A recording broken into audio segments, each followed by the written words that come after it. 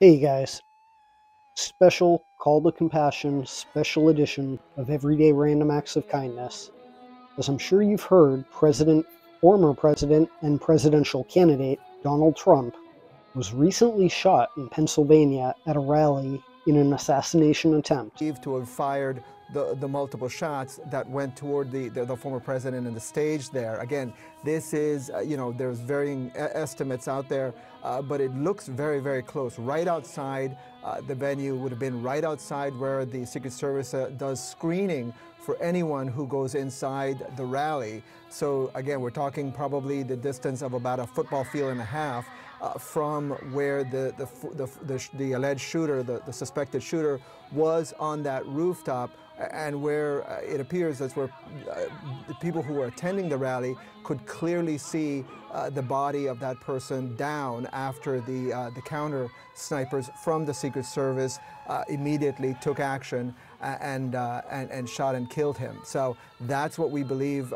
that's what law enforcement at this point believes. That's what the order of events, that's where the alleged shooter, the suspected shooter, was standing or was firing from. Again, very short distance, very close distance to the venue where the former president was speaking for just about 6 or 7 minutes. Now, that raises some very, very, very big questions, of course, for the Secret Service.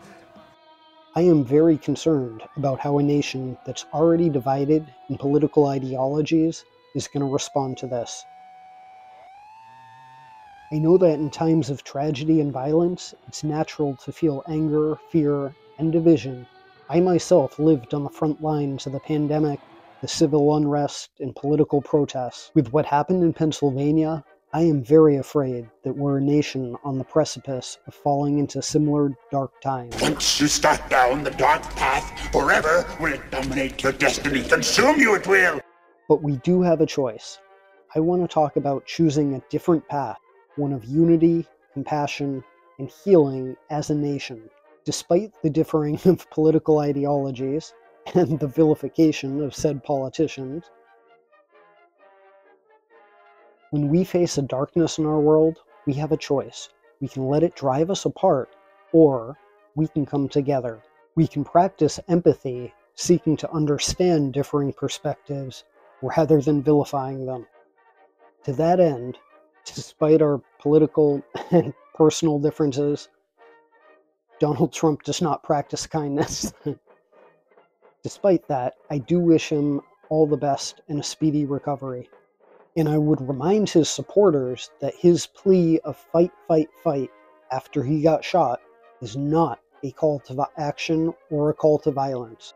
We need to not let this violence escalate and deteriorate into mayhem. Political rival President Joe Biden expressed similar statements describing the attack as sick, sick, sick. By all the agencies in the federal government as to the situation, based on what we know now.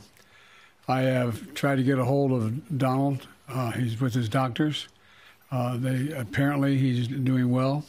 I plan on talking to them shortly, I hope, when I get back to the telephone. Look, there's no place in America for this kind of violence. It's sick. It's sick. It's one of the reasons why we have to unite this country. We cannot allow for this to be happening. We cannot be like this. We cannot condone this.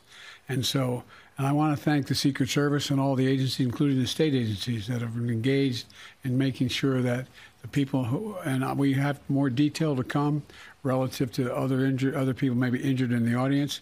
I don't have all that detail. We'll make that available to you. I may be able to come back a little later tonight, but we'll put out a statement if I'm not able to if it's not convenient for you all. But the bottom line is that the Trump rally was a rally that he should have been able to be conducted peacefully without any problem. But the idea that there's political violence or violence in America like this is just unheard of. It's just not appropriate. And everybody must condemn it. Everybody. I'll keep you informed, and if I am able to speak to Donald, I'll let you know that as well. But so far, it appears he's doing well, number one. Number two, that they're thoroughly investigating what happened to anyone else in the audience. We have some reports, but not final reports. And every agency in the federal government, I'm going back to my phone to speak with the federal agencies that are being put together again to give me an updated briefing. Has anything happened? They learned any more in the last couple hours.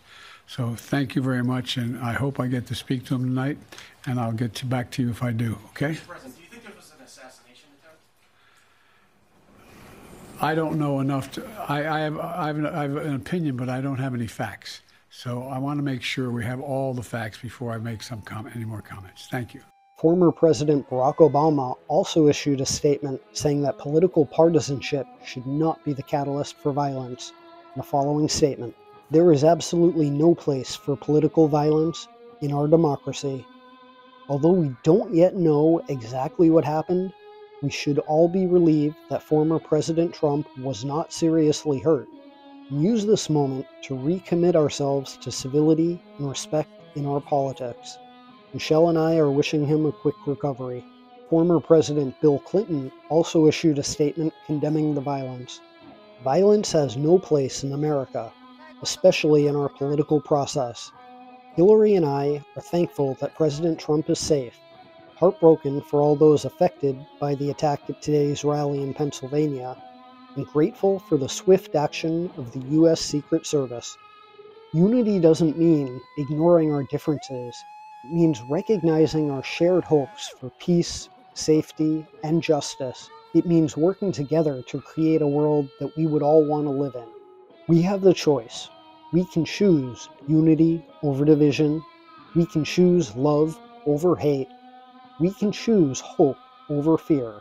It all starts with each of us, one person, one compassionate, kind act at a time. Namaste, Kumbaya, may the Force be with you. Let's build a future of peace and love for everybody."